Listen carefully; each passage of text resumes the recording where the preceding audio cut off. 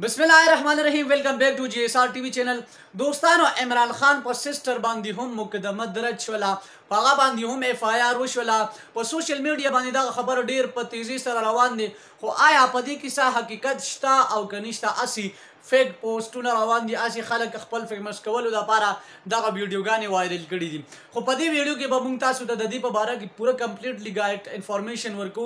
خو دا ویډیو د کتلو نه مخکې شیر کړئ ځکه چې د دې حکمرانانو د وجې نه زمونږ سرکاري ادارې ټارګټ شوي دي.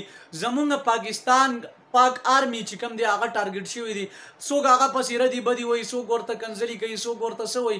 خو داسې نه دي په کار. هغه زمونږ د پاکستان سپاهیان دي او زمونږ محافظین دي. صحیح ده. خو بل سایډ ته چې استادو تاسو ګورئ د دې پالیټکس د وجې نه ډېر اختلافات روان دي په پاکستان کې. هر روز نوې نوې ګرفتاریانې کېږي، هر روز نوې نوې، هر روز کنفرنس کېږي. یو پارټي نه یو MNA یا MP زی، بل یو راځي او بس دغه لانجه روان ده.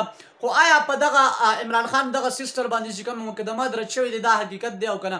دوستانو څنګه چې تاسو ته پته ده عمران خان د پاکستان تحریک انصاف چیرمن هم دی او د نه علاوه عمران خان ډیر زیاته مقبولیت حاصل کړی دی. دغه اعزاز هم د ګورنمنت د سایډ نه میلاو شوی دی چې پر 100% کې تقریبا 70% یوث چې کوم دی هغه عمران خان سره دی. خو عمران خان دغه یوث ته څه میسج ورکوي؟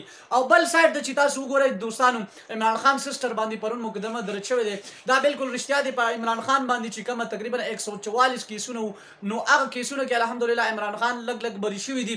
خو پرون باغی سیسټر باندې هم مقدمه درج شوی دی. په دې باره کې به هم تاسو له کمپلیټلی ګایډ ورکو. دوستانو، عمران خان چې کوم سیسټر چې دی هغه په آوټ کنټری کې اوسېږي خو اینی ټایم هغه پاکستان ته راغلی نو هغه باندې هم څه مقدمه درج شوی دی. په هغه اکاونټ باندې تقریبا 172 میلیون ډالر ټرانسفر شوی دی. نو په هغه باندې هم دغه مقدمه درج شوی دی. خو آیا په دې کې څه حقیقت نشته؟ دا صرف او صرف امپورټډ حکومت په دغه عمران خان بدنام کولو دپاره او بلیک میل کولو دپاره په هغه پوره فیملی باندې هم دغه مقدمه درج کړې ده. او دنه علاوه چې بل سایډ ته تاسو ګورئ عمران خان باندې د توشیخانې کیس او ممنوع فنډینګ کیس او نور هم دی نه دغه القادر یونیورسيټي دغه یونیورسيټي کمپاونډینګ شو هغه باندې عمران خان باندې کیس شوی دی.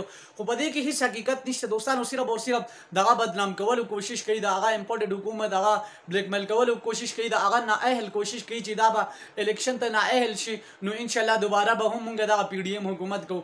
بل سایډ ته اسحاقدار هم دا ویلي دی چې زه به 12 تاریخ باندې خپل اوږدین استعفا ورکوم که PDM لور حکومت کوي او کنه کوي. څنګه چې تاسو پته په سوشل میډیا باندې عمران خان په سیسټر باندې کوم مقدمه درج شوی دی په دې کې هیڅ قسمه حقیقت نشته. ټول فیک دي. خلک خپل ویډیو خپل پیج مخکې کولو دپاره، خپل ځان فیمس کولو دپاره خلکو باندې کله وایي دا مړ شوی دی، داسې یو هغسې ډفرنټ ټایپ کې ریاکشن کوي. خو په دې کې هیڅ حقیقت نشته. صحیح ده. او دوستانو که تاسو ته د ده په باره کې نور څه کمپلیټلی ګایډ معلومات دي نو موږ سره لازمي په دې ویډیو کې به شیر کړئ. او زموږ د ویډیو مقصد هم صرف او صرف دا دی موږ هیڅ قسم لیډر نه سپورټ کوو. موږ له هغه لیډر پکار دی صحیح ده چې څوک زموږ د قوم دفاع کوي، څوک زما استاد پاکستان دفاع کوي. بس هغه لیډر موږ له پکار دی. چاہیے هغه نواز شریف کیوں نه او چاہیے هغه عمران خان کیوں نه او چاہیے هغه مولانا فضل الرحمن صاحب ولی نه. موږ له دغه شان لیډر پکار دی. هغه که هر پارټي نه دی موږ ته قابل احترام دی، موږ ته قابل فخر دی. او ان شاء الله موږ به هغه لیډر سپورټ کوو سره د خپل یوث او سره د خپل قوم. او ان شاء الله والسلام.